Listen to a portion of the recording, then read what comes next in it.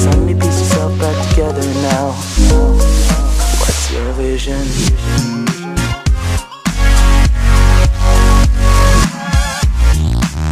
Thought of visitors from another planet would give a lot of folks the willies. Yeah, one man says it's been happening and that the government, specifically NASA, knows about it. J.R. Barry has the story.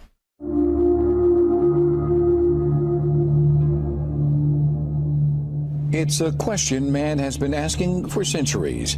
Are we alone? And could there really be life out there somewhere? For some, the answer is easy. NASA, they say, knows that alien life exists and that we're being visited on a regular basis. Maybe the powers to be are setting us up for disclosure and making it more subtle so that it isn't a big jolt to us. Clifford Cliff is the worldwide director of MUFON, the Mutual UFO Network. They have some 1,000 investigators. One of their latest investigations has to do with this video from January 28th of this year. A mysterious light is seen descending from the sky in Jerusalem. Multiple videos have surfaced of the supposed event. They all show the light hovering above the Dome of the Rock. After a few seconds, there appears to be some sort of energy burst. And then the light zooms away.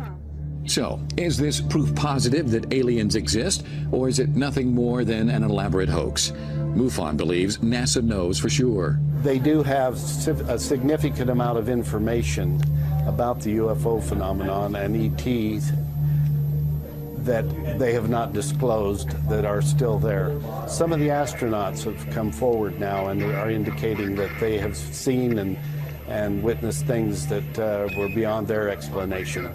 Last October, during a satellite interview with NASA Director Charlie Bolden, I asked the former astronaut if he had ever seen anything in space. JR, I must admit, everybody that goes to space wants to see an alien.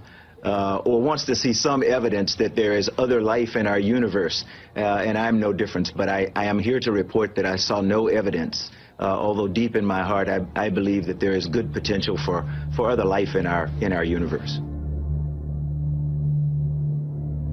There is no doubt we are being visited. However, one of Bolden's colleagues says otherwise. Dr. Edgar Mitchell was the sixth man to walk on the moon. He came forward years ago claiming to have proof that alien life is out there. The universe that we live in is much more wondrous, exciting, complex, and far-reaching than we were ever able to know up to this point in time. And the fact we have wondered, were we alone in the universe forever? Only in our period do we really have evidence, no, we're not alone. So what's going on here? Why the different stories from two credible NASA sources? Last month, I had the chance to catch up with the NASA director again, this time in person, and I asked him about Ed Mitchell's stunning comments. Ed Mitchell is a big believer in extraterrestrials. And as you and I talked about before, I am one who, because of my faith, I believe that there is very likely other life somewhere else in the universe. I just don't have any evidence to back that up. But Edgar is one who, contrary to my observations, actually claims to have evidence that extraterrestrials exist. Well, even the Vatican is 12 VP 113, jokingly dubbed Biden. Get it? Corey Powers, editor-at-large for Discover Magazine in studio. How you doing, Corey? VP Biden. Right on. There we go. Correct on that. Two images show you. This is the arrow obviously pointing to it. But there are three dots on here. One is red, one is green, one is blue. Right. What's significant? So this is the actual discovery image. Basically, two astronomers were looking, one little patch of sky very, very far away, looking for exactly this kind of thing. Stars don't move. Planets or anything that's like a planet does. So this is color-coded. This is what they saw on different nights. They're looking for one thing moving. They color-coded it to show that all these stars are staying still. This thing is moving, and the way it's moving... So this is just one... It's one object, color-coded. Is Pluto on this? Pluto's in a whole different part of the sky. So this is way out there. This is way out there. This is more than twice as far away as Pluto. Unbelievable. Why does this matter, Corey? Well, there are two ways you can look at it. I think I look at it first of all as an exploration question. That we know where we are on Earth. We've mapped our planet. Our solar system is still terra incognita. It's full of surprises. This object is something that astronomers said shouldn't even be there. There's a whole other solar system beyond the planets that we know that are full of these things that are sort of planets, sort of comets. Some of them they call dwarf planets. That's what they're calling this one. What we're seeing is, we're seeing our neighborhood. We're seeing what's around us. And then the second part is we're seeing where we came from. Go back to the other image, you guys, and we'll show, because we're over here on the left, right? That's right. So we're over here. Okay. There's Pluto's out here. Yeah. And this thing called Maki is way out here. That's right. So that's another dwarf planet. If you want to find out where VP 113 or Biden is located, keep walking about another 30 feet that way. Wow. We can see that far. And this is the closest it gets this time. When it really gets cooking, it's 15 times as far away as Pluto. That's incredible. It takes 4,300 years to go around the sun. I don't know how you know that, but I trust you. What is a dwarf planet? So a dwarf planet, the fact that you hear weird terms like that is actually scientists saying there are things out there we don't really understand. It's a dwarf planet is kind of a catch-all term for something. It's round like a planet. It sort of looks like a planet, but it doesn't orbit in a regular way like all the planets that we knew growing up. Would this be part of our solar system? So it's part of our solar system. Would it be outside? It's a whole new zone. They're calling it the inner Oort cloud. You don't really need to know that. All you need to know is there really are these two solar systems. There's the solar system with the classical planets, and then there's this whole other zone that we haven't explored. And now they're saying because of how this new dwarf planet moves, that there may actually be an even bigger planet, something bigger than the Earth. I guess that's the point I was going to, because you study this all the time. Is that why it's so significant? Because there's more beyond that? There's more beyond that, and then there's more beyond that. I mean, I think what we're seeing is, if you watch the show Cosmos, I've been kind of glued to that.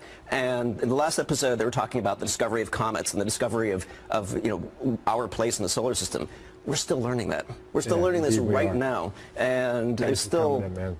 All right. Yeah. Just like you're out of space, I'm out of time. But this, this is where we came from. This is why we're here. Oceans, continents, air, Thank you, us. Corey. It's all part of that. You got it, man. Good to have you back. Ingenuity, huge amounts of computing power, and then hours and hours, months of discussions with colleagues and poring over the data to validate the results. Thank you. I realize you're focusing on near-Earth asteroids today, but there's been so much talk about the potential for finding a Planet X or some sort of large body through the WISE survey. Can you comment on any status on that sort of search, or maybe even reassure people that Planet X isn't coming to get them next year? Yes, this is Amy Meinzer. I'm happy to answer this one. Planet X is not coming to get us. But we are looking to see if there are any other bodies in the outer part of the solar system with the WISE data. This is a very natural project for WISE. And so we're still working on it right now. We've obviously just returned a huge amount of data from the telescope. It's going to take us a long time to sort through. But the initial results are very promising. You may have seen earlier results where we've discovered a new class of very cool type of stars with WISE. But the search is still on, and we don't think that there's anything that's hazardous in the outer solar system. We think that this is just a sort of if there is something out there, it would be a large body in a roughly circular orbit.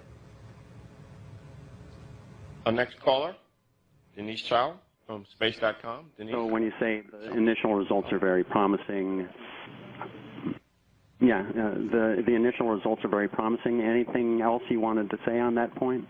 We've actually been able to confirm the discovery of 100 new objects that are these very cool stars called brown dwarfs. And so that's very similar to what people are interested in looking for. So we've actually found some of these that are relatively close to the Earth, but none of these are closer at this point than the nearest star to our solar system. So it's a good start, though. Pluto, the sometimes planet, may be hiding a pretty huge secret. Well, two huge secrets, actually. Astronomers in Spain believe that hiding behind Pluto, obscured from our view, are two additional giant planets. Spanish scientists in Madrid discovered the potential for the two massive celestial bodies at the outer reaches of our solar system after studying strange patterns in the orbit of rocky objects around Pluto, including the newly discovered dwarf planet 2012 VP 113. Scientists believe the first hidden world would be about 10 times the mass of Earth. They believe that this planet is moving in resonance with a bigger planet that is somewhere between Mars and Jupiter in size and would orbit 200 times the Earth's distance from the Sun. But can we ever conclusively confirm the existence of these two planets? Well, Scott Shepard at the Carnegie Institution for Science had this to say. As there are only a few of these extremely distant objects known, it's hard to say anything definitive about the number or location of any distant planets. However, in the near future, we should have more objects to work with to help us determine the structure of the outer solar system. So there you have it. Time will tell. And now men want to ask me why I'm not into the playoffs this weekend. I'm sorry. I'm so busy covering the incredible hardcore news that I haven't even gotten into the 9th planet that was discovered that they announced last week. And, of course, they discovered it a long time ago. They just got around to telling us. And there's a reason they didn't get around to telling us about it.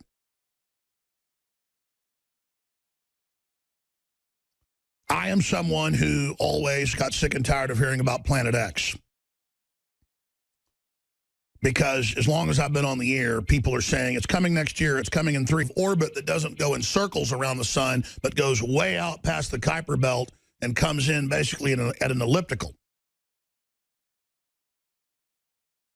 And then I started reading deeper into this planet, and there it was, a 20,000-year deformed orbit going out into deep space, 10 times the size of the Earth. It is Planet X, folks. Isn't that just perfect that this would just show up while all this circus is going on? Now I want to be clear about this. It fits the bill of Planet X. They're probably 50, 60, 100, 1,000, I don't know, Planet X's. They've already chronicled hundreds and hundreds of planetoids bigger than Pluto in the Kuiper Belt out past the former 9th planet, named after the god of the underworld. A fitting name. The Roman god of hell. So they said no more 9th planet because we got to say we have hundreds of planets if there's things bigger than it. Well, Pluto's little. This sucker is gigantor. Compared to Pluto.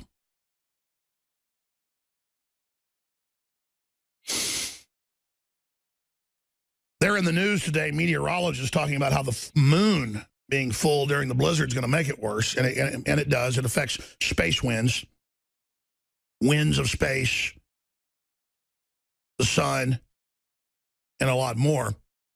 Why the full moon could make this weekend's blizzard more destructive, who knows what this planet is going to do coming closer in to the solar system. Because here's the deal. It's been way out there for however long, and now they've tracked its course and think it's every 20,000 years, right out of what the ancient Babylonians and the Mayans and all these other cultures said this big planet comes through and that there's earthquakes and volcanoes and all hell breaks loose. And it comes through every 20,000 years, and then now here it comes. Now, I don't know if this is the one, because there's so many of them out there. Who knows what's out there? We're too busy looking at Hillary Clinton and going, I'm voting for her because she's a woman. Who cares? What I'm getting at is we don't have time for racism and sexism and all this fighting and all this garbage and all this divide and conquer when we have genetic engineering going on, splicing and mutating every species on the planet, like something out of H.G. Wells' The Island of Dr. Moreau, squared. Planet X, they've discovered it. 10 times bigger than Earth, the size of Neptune, a gas giant, with a 20,000-year orbit, exactly what a bunch of the ancients said. They said it when it comes back through, it causes massive catastrophes. Volcanoes, you name it. By the way, Kit gave me a whole stack of articles about record volcanoes. I laid it somewhere, I think in there by the coffee pot. But I'm going to have to actually get to that. halfway into the hour with Michael Schneider from the Economic Collapse blog and get his take on it. And here's the deal, folks. I don't want to say I'm eating my hat on this, but I've been very, very critical of the perennial books that have been coming out since the mid-90s about Planet X is coming. It's a gas giant, 20,000-year elliptical orbit. You know, the Babylonians talked about it, the Zoroasters, the Mayans. I never said that I didn't think that there aren't a whole bunch of planets out there. They've proven there's hundreds of them that are out in the Kuiper Belt past Pluto. That's why they delisted it, as I said earlier. What I was getting at is constantly saying it's coming next year and constantly saying it's the end of the world and the movie 2012, and then I get blamed for it. They would, I mean, so many news articles going, Alex Jones is the one who said we didn't go to the moon and that aliens run everything and that the Himalayas are going to be, you know, at sea level. Hey, Alex, 2012 didn't kill everybody. And so it just gets old. But it does show how the ancients were certainly right about big planets that come through, and there are big disasters, and there are big asteroids that hit the Earth, and there are big Earth changes, and the elite shouldn't be the focus of everything. They're all busy. I saw another headline last week going, Alex Jones says the elite want off-world colonies to escape Earth. I was quoting top elitist on their way to Davos saying that was going to be up for discussion. It was mainstream news. So even when there's mainstream news that, you know, Thiel and all these other folks and you know, the Tesla owner and all the rest of it are saying we need a Mars colony for the elite, I cover what they say, and then they go, Alex is crazy and made this up. So see, that's how they operate. They think you're stupid.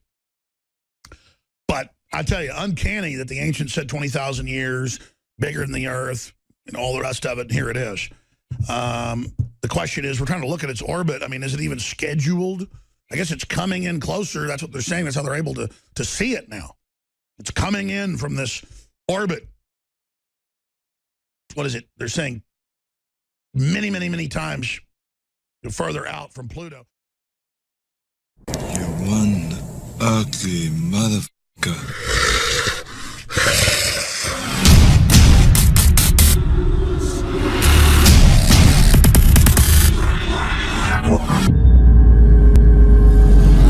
For all of recorded history, civilizations around the world praised the health benefits of silver. At InfoWars Life, our mission is to bring you the highest quality, purest, cleanest, effective colloidal silver on the market today for the lowest price available.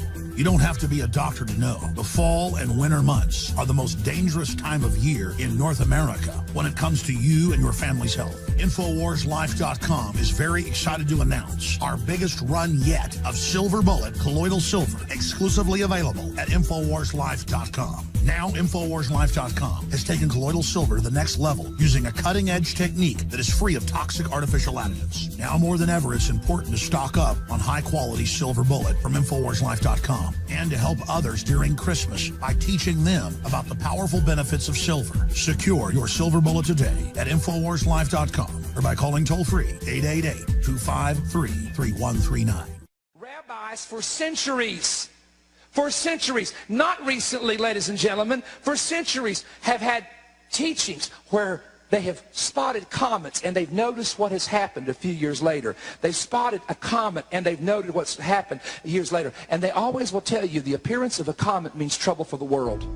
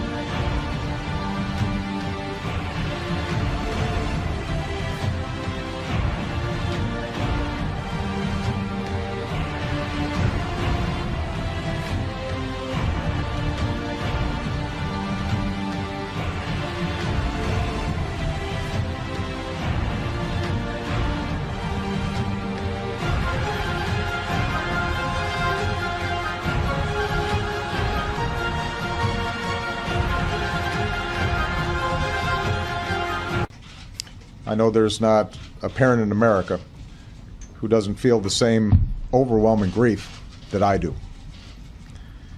The majority of those who died today were children. Beautiful little kids between the ages of 5 and 10 years old.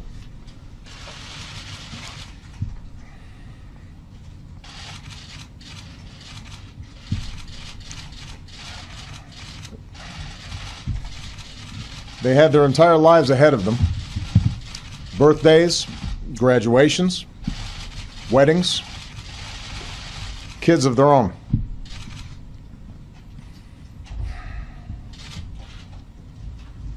Among the fallen were also teachers, men and women who devoted their lives to helping our children fulfill their dream.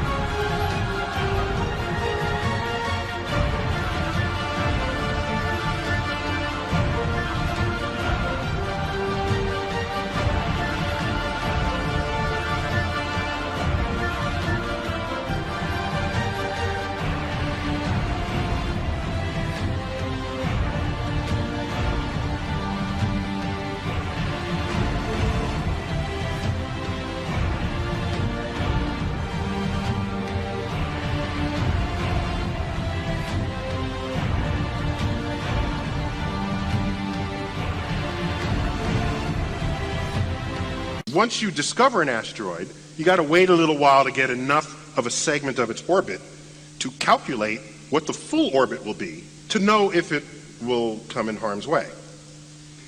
So, we get the orbit. Turns out, in the year 2029, the month of Apophis will come so close to Earth that it will dip below our orbiting communication satellites. And it is the size of the Rose Bowl. It'll be the largest, closest thing we have ever observed to come by Earth. The orbit we now have for it is uncertain enough, because these things are hard to measure and hard to get an exact distance for. The orbit is uncertain enough, so we cannot tell you exactly where that trajectory will be. So it doesn't matter where it goes through that keyhole. Now, that's if it goes through the center. If it goes through other places within that keyhole, then the contact point shifts further into the Pacific or closer towards North America. Or something, yeah. Yes. Okay? But if it goes through the center, it hits the Pacific Ocean, plunges down into the Pacific to a depth of 3 miles, at which point it explodes, cavitating the Pacific. Hey! I know it sounds crazy. In a hole that's 3 miles wide, 3 miles deep. That will send a tsunami wave outward from that location.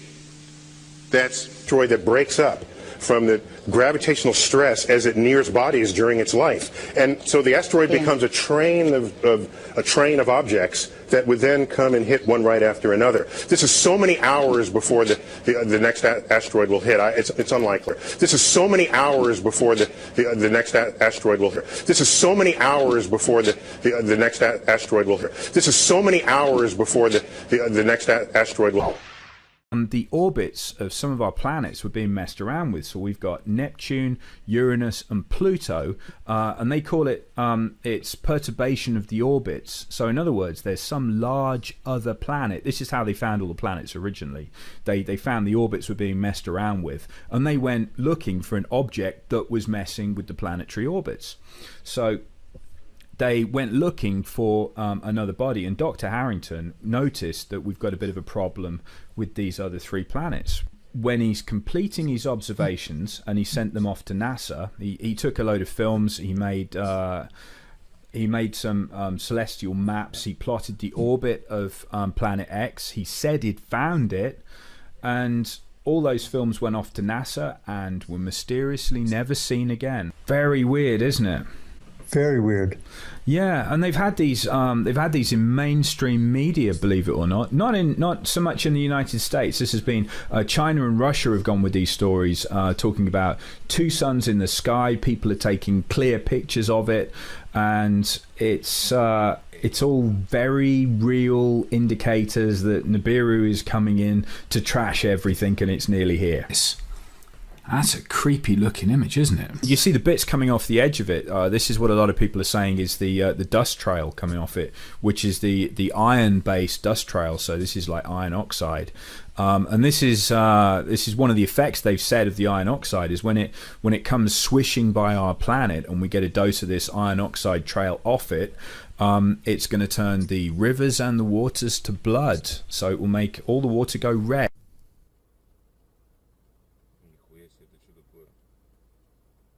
This is September, so we go into the red zone in September then. So this is what a lot of people were getting spooked by. Just about everybody you can get anywhere going underground. So underground is the place to be. So you certainly don't want to be out in the open, and you also, well, you're gonna need a lot of supplies. I mean, what else could cause this? What else would make people dig holes under the entire United States? Is a third world war going to be that bad that you need to excavate that much? And if that's true, that's where the government suddenly moved to. Because did you know the government moved off the East Coast? Because they've got an underground military base right under the airport, haven't they? The kind of speed this thing's going to be coming in, and if you look there, can you see the big yellow 2016? So let's get into the hotspot here. So this is saying that as we come through November and December, this is going to be like Venus kind of brightness. So this is going to be the giveaway. So let's just say that the timing's wrong on this one. It might not be around March, but this would be what to look for, and this would be the amount of time you would have left until you start getting problems. Onto that there and say that they got it out at about the July kind of level, which is why I'm thinking that our March date probably isn't going to happen. I say probably meaning definitely. We've got all the events happening and everyone's been building up, but they've been digging holes since '78, haven't they? Yeah, even before then. I mean, we've got the underground stuff that's happened in Russia. We've got military movement all over the place. We've got Chinese cities hanging around with nobody in them that can house 30 million people, because they said that there could potentially be a 600-foot wave, like a giant tsunami. And was it? I think it was higher than that, actually. There's a giant tsunami that's going to take out the east coast of the States. And if that was the case, you'd want to be on high ground, which is why Colorado's a top place to be. The Chinese cities they've built are on high ground.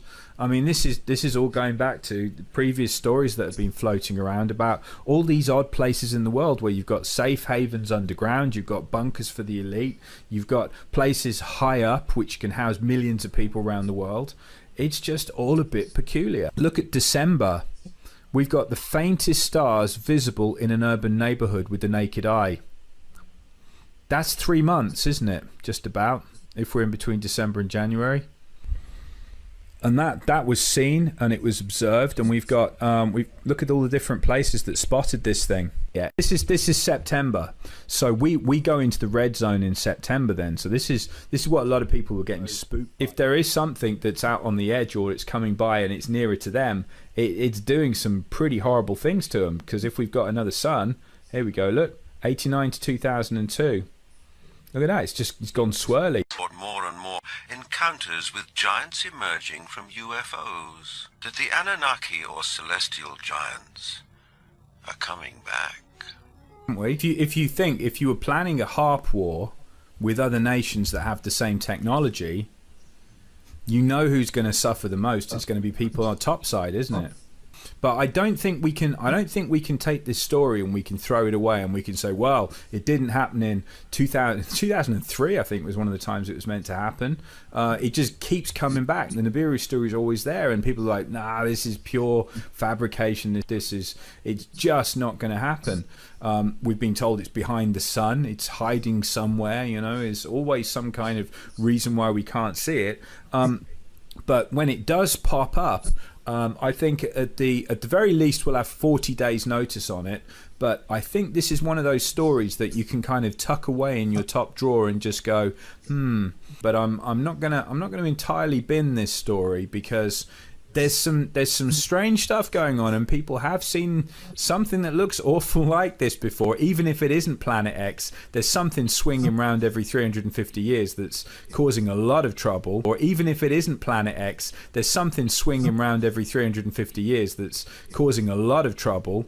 And we're about due for another one. Maybe not this year, maybe not next year, but there's something out there, and you know, I think it would be a good idea to keep an eye out for it. We as a species are simply too stupid to figure out the universe that we're investigating. This is September, so we go into the red zone in September then. So this is what a lot of people were getting spooked by. That was related to the original flood, like I was saying, when it whacked Tiamat, or if it came through and knocked out Ceres and created the asteroid belt. Don't know, but either way, if something big turned up, that's looking similar to the last time something really bad happened, isn't it? What NASA will tell you is that most solar systems are actually not singular solar systems, they're binary, which means that you've got a sun and then another sun. So there's two suns, and effectively they would be known as, there'd be two solar systems, but effectively going round each other kind of thing, you know? So they interact with each other, and they're binary solar systems, and they say 80% of solar systems are like that. If we've got a sun coming in that's got Nibiru going around it, it's coming into the solar system, and this thing's like a heater. Now, look at what's happened to Venus. See the picture? Right. From 1978, right, where that map of the tunnels was coming from in the 70s, look at that, to 1999, we've got a couple of decades here, and a 2,500% increase in green light coming off Venus. That's a lot of light, isn't it, coming off it? That's enormous. Right. And then look, rapid appearance of clouds on Mars. You know, this stuff is weird, isn't it? Originating out here, but we've got a couple of decades here, and then look, 50% erosion of ice features, and you can't hide it. I mean, if you're going on about Jupiter and what's going on with Jupiter's white ovals, look at them changing. I mean, Jupiter's got, remember that the great big spot on Jupiter? There's a lot of really weird stuff going on, saying Jupiter has gone up 18 degrees in 10 years. I mean, what would happen if that happened to us on Earth? 18 degrees in 10 years? I mean, look at this. Towering storms more than 100 kilometers high. 100-kilometer high storms going through Jupiter's cloud deck for the first time. I mean, that's pretty severe. I mean, you know, that's right. It's not good to see that happening. And then look at this. This is the cue ball. So we've got Uranus here. Now, can you spot any distinctive features on that? That is a cue ball picture, okay? Now, that's 1986. Now, look what happens to it. That's a bit of a problem. Look at that, from 1996 to 2002. It's 40% brighter. It's almost as if that thing's closer to what's coming in, and they're getting a lot of changes because they're nearer to it than we are. I've done some research on this deep underground tunneling systems and deep underground military bases for a couple of years now, because they're absolutely bragging about the work that they've done. They've put it out here for everybody to see, and they've said, look at this amazing stuff we've done. And I mean, some of it's still, you know, very well hidden, but they are absolutely bragging about it now. And they have been preparing at a breakneck speed for something for them to be able to live underground for an extended period of time. They have massive structures underneath the ground. They have these drilling machines. Some of them are huge, some of them are small, but they are absolutely amazing. They can go through solid rock. They have made an underground system underneath the United States, underneath the world. These things go everywhere. I'm talking everywhere. They are connected globally. I mean, they plan on living here for years, because there's something that they're planning on that they know about that's going to happen.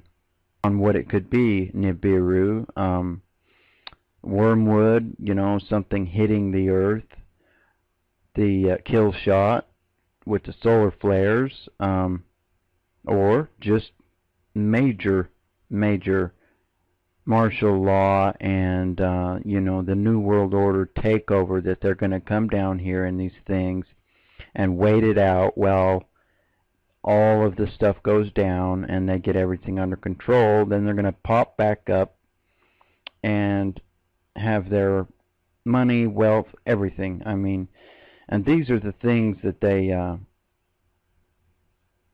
put all around the walls after they've gone through and bored the rock and dirt and stuff out of there. They have conveyors that take it all the way back to the entrance of these tunnels, miles and miles.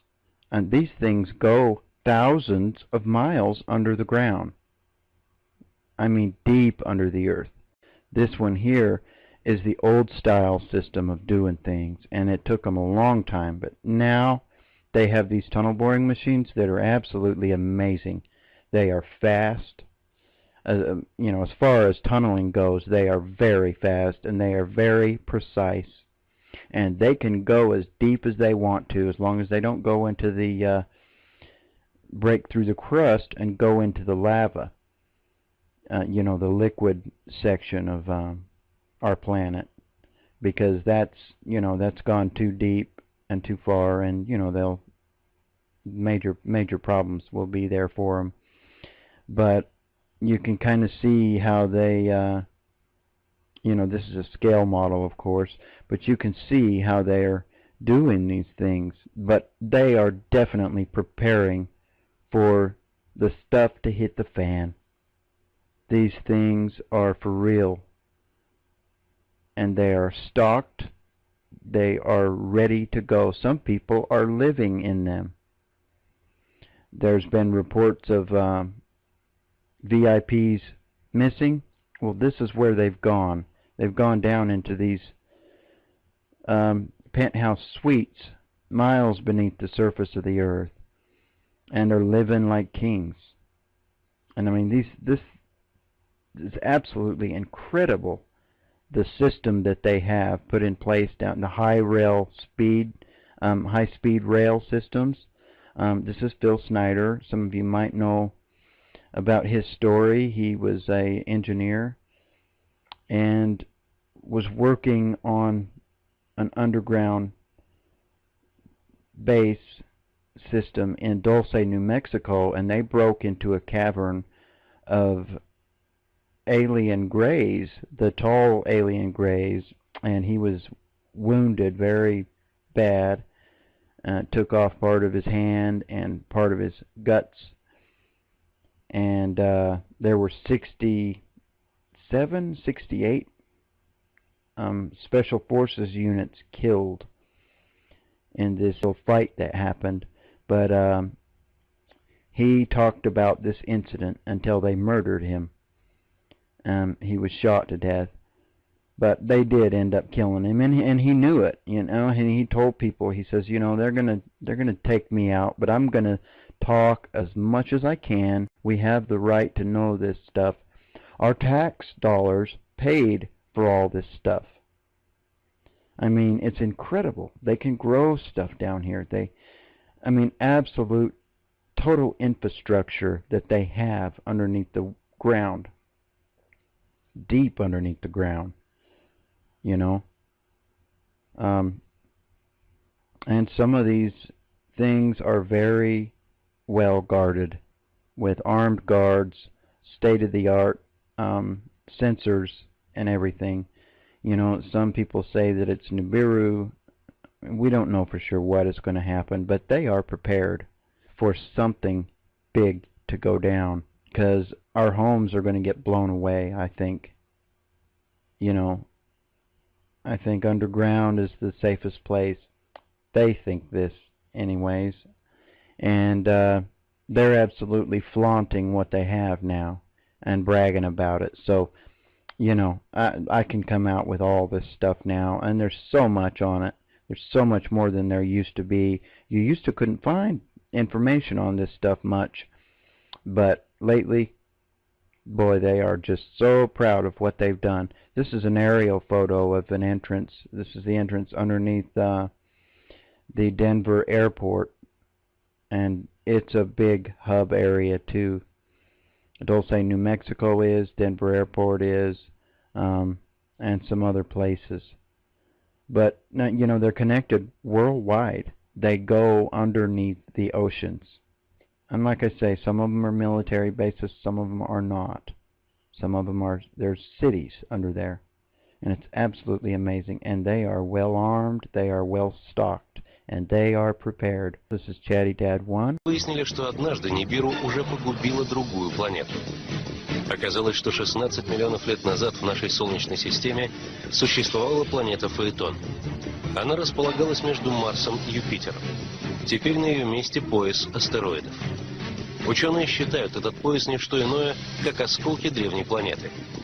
По словам астрофизиков, скорее всего, Нибиру столкнулась с Фаэтоном, когда она в очередной раз проходила через Солнечную систему. После такого удара планета разлетелась на куски. По словам ученых, правительство просто скрывает от человечества правду, чтобы не вызывать панику. Представители всех военных разведок мира эту информацию о том, что Нибиру. I would like some intelligent people to check it out.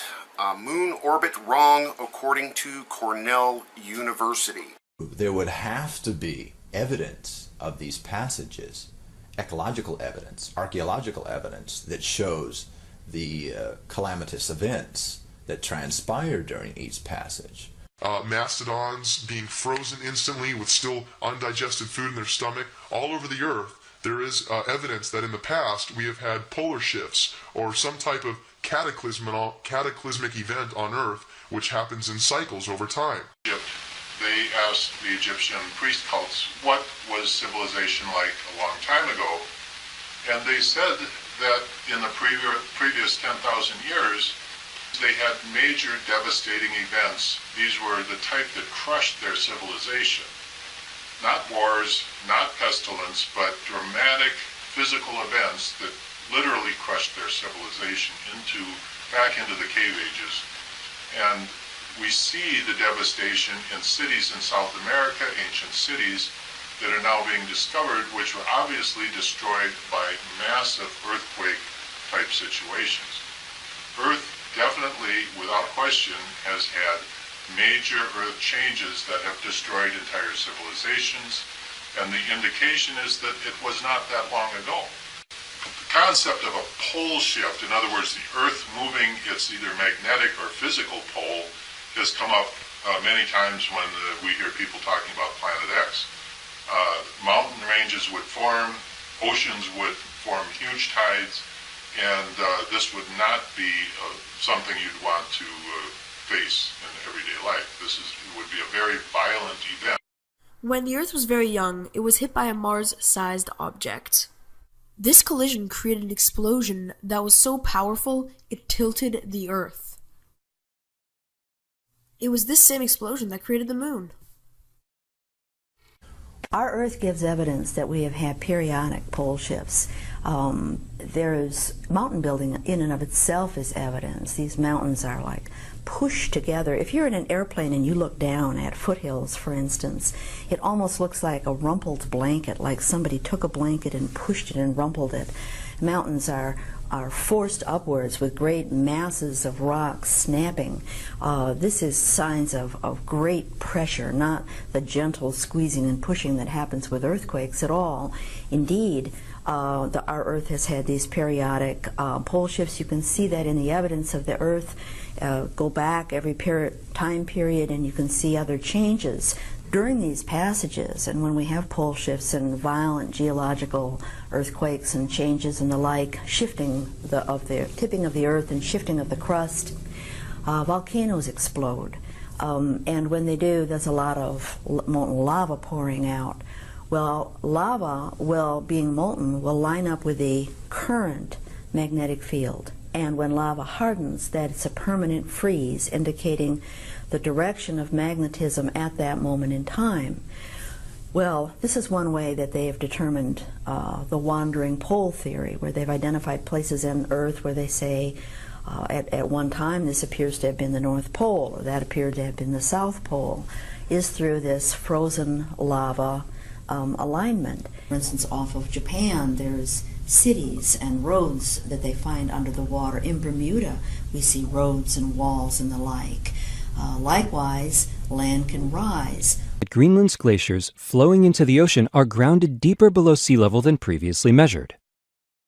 This means that the warm ocean currents at depth can sweep across the glacier faces and erode them. In polar regions, the upper layers of ocean water are cold and fresh, he explains. Cold water is less effective at melting ice. The real ocean heat is at a depth of 350 to 400 meters and below. This warm, salty water is of subtropical origin and melts the ice much more rapidly. They found that some of the glaciers balance on giant earthen sills that are protecting them for now. But other glaciers are being severely